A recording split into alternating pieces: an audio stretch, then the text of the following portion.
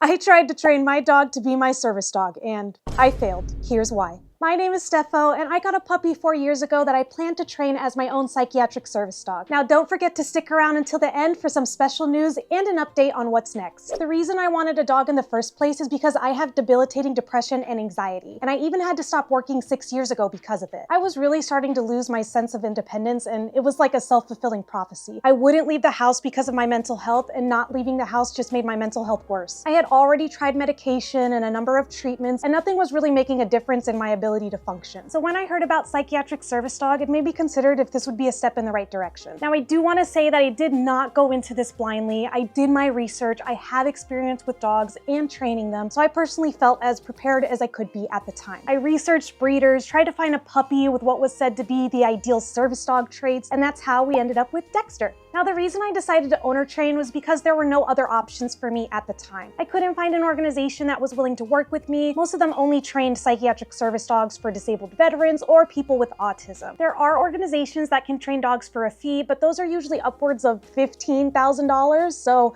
that wasn't really an option for me either. What I really wanted was just some help, some relief from this lack of independence I had, and it seemed like the only way for me to do that was just to train a dog myself. And I felt like I was ready. I did the research. I knew it would be a challenge. I also knew I had a disability that makes it hard to literally get out of bed every single day. But I decided to do it anyway. And I'm sure you guys know where I'm going with this. There were some challenges. Now, this isn't my first rodeo. I had owned and trained like 5 different dogs at this point, all raised from puppyhood, so I felt like I knew what I was getting into. But this was my first time raising a puppy with my depression and anxiety at the disabling levels that they were, and I could feel it. So things I thought I could handle, like middle of the night feeding, potty breaks, hand feeding 3 times a day, teething, potty training, all the fun things that come with raising a puppy felt pretty much impossible. On top of that, there was this overwhelming pressure knowing that it was all on me to train Dexter. And I don't know about you, but when I feel that level of pressure, I pretty much just shut down completely. And that's pretty much what happened. I went into this naive thinking,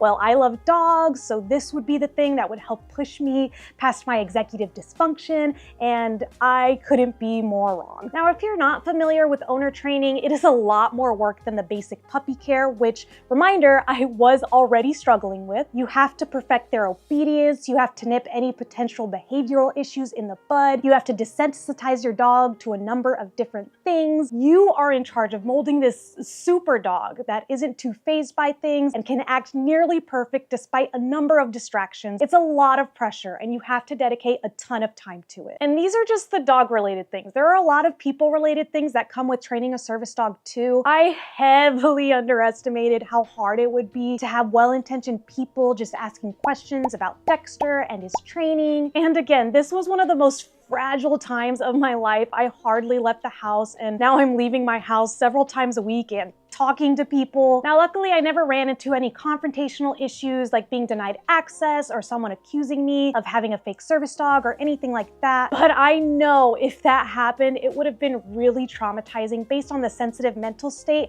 I was in at the time. I want to say too that I did have the support of my husband, so I wasn't completely doing this alone, but it was still hard. Dexter was doing great. He was a well-tempered puppy, and it was still hard. So about 6 months into this mental torture I was putting myself through, I finally realized that maybe this wasn't working. And this wasn't some aha moment that just happened overnight. This happened slowly over time as I continued to realize how much functioning is actually required to train a dog to this level. And keep in mind, I did enlist the help of various trainers who had experience working with service dogs, but the trainers weren't the problem. Dexter wasn't the problem. I was the problem. To be fair, it was obviously my mental health. I did go in with a lot of determination and the best intentions, but at the end of the day, I do have a disability that affects me so much that I need a service dog, and that inherently makes it extra hard to actually train a service dog. And oh, how damaging it was to feel like a failure for not being able to train my own service dog. The lack of self-worth I already had for my poor functioning was only amplified when I realized here's another thing that I can't do. And for the record, this is not the way you should be talking to yourself. I'm not a failure because I couldn't do this one thing. I'm disabled. I tried my best and it didn't work out, and that's okay. And that's why I wanted to make this video. This is my first time really openly admitting that it didn't work out, and I can't possibly be the only one who's been through something like this. And if you have, it's okay. okay. You're not a failure. You're just doing your best, and that's enough. You are enough. And if you're thinking of owner training your own service dog, be honest with yourself. As someone who is disabled, can I really take this on? Are there other options for me? Do you have a backup plan if this doesn't work out? These are all questions you should be asking yourself. Now, what I imagine you guys are wondering is, well, what about Dexter? And what's next now that this didn't work out? Dexter, come. Dexter, come. Good boy. Well, here's Dexter. He's been laying here with me this whole time while I've been filming. He's 4 now, and honestly, the best dog I could ever ask for. I love him so much. Oh my goodness. And if you want to get technical, Dexter technically is an at-home service dog, which means he can still do tasks that help my disability. He just doesn't have the level of training to help me out in public. So one thing, as you can see, Dexter is very good at tactile stimulation. He's always been a natural licker, if that's a word. And so I trained him to use that in certain scenarios. And when it helps me the most is during my panic attacks. So I'll show you guys. So one thing I do when I'm having a panic attack is I bury my face in my hands. So when I do that,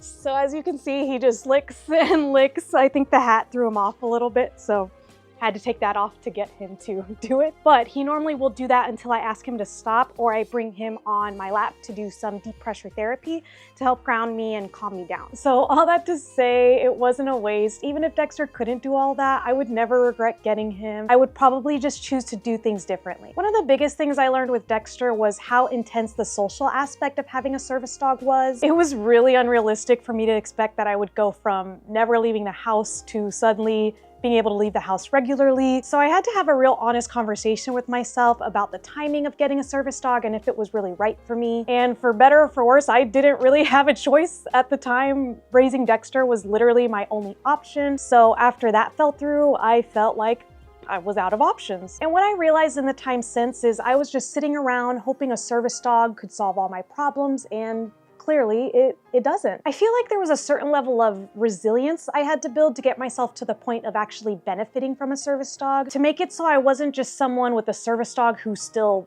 never actually left the house. So over the last 4 years, that's exactly what I've been doing. I plan to go into more detail about my mental health journey in another video, but today I want to focus on some exciting news that I'm very excited to share with you guys. So I have officially been matched with a service dog from an organization, and her name is Joy. Joy is a Black Standard Poodle, and I get to bring her home very, very soon. She was trained by a nonprofit organization, so let me know what questions you have about this below so I can be sure to cover them in another video. I also plan to make a video once I have Joy so you can meet her, so be sure to subscribe so you don't miss it. Now, I am a firm believer in everything happens for a reason, and now that things are coming full circle, I'm finally starting to see why I maybe had to go through all of this. Dexter is over here scratching. Hold on.